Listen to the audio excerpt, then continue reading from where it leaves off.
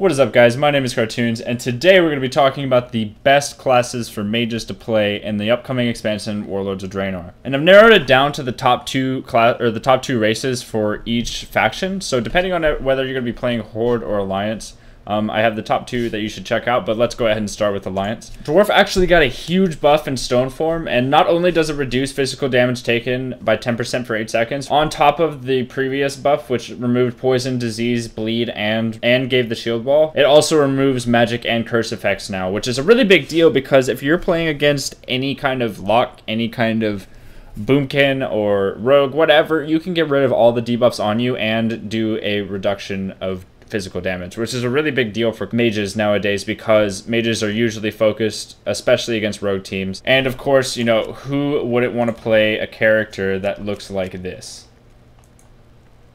Like, you're gorgeous. You're beautiful. So yeah, be sure to check out the dwarf race if you are going to be focused a lot in PvP. But overall, for Alliance, it has been Human Master Race. Oh my god, this guy's so ugly. Let's just try and change this. Human Master Race has kind of been around for a while now, especially since BC. But ever since then, mages have been really big into humans because you can use 2 damage trinkets and still have your PvP trinket, which is really valuable. In any PvP situation, you can get more damage out, a lot more damage out, and it's really awesome to be able to do that. So I will probably be playing Human. But if you are going to be playing Horde, then check out the Troll race, because I played Troll back in Season 9 and Season 10, and honestly, the Troll ratios were so crazy good that I don't know why I stopped playing Troll. Everybody moved over to Undead because of the Will of the Forsaken, but Troll was actually so good in so many ways because of that haste buff.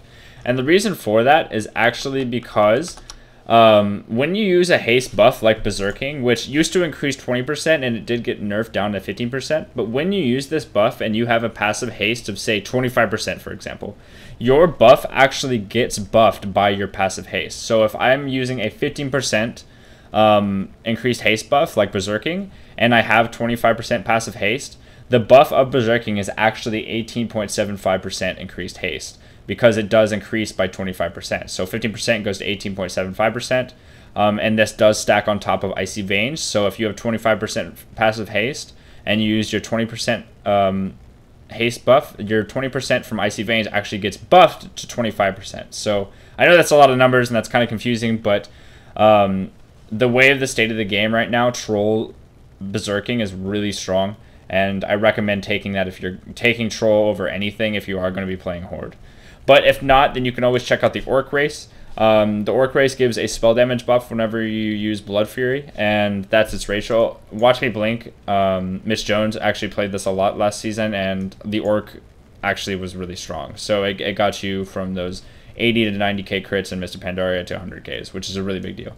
Undead is no longer the strongest class because of the nerf that it got. Will of the Forsaken is no longer a 2-minute cooldown, it is actually a 3-minute cooldown now.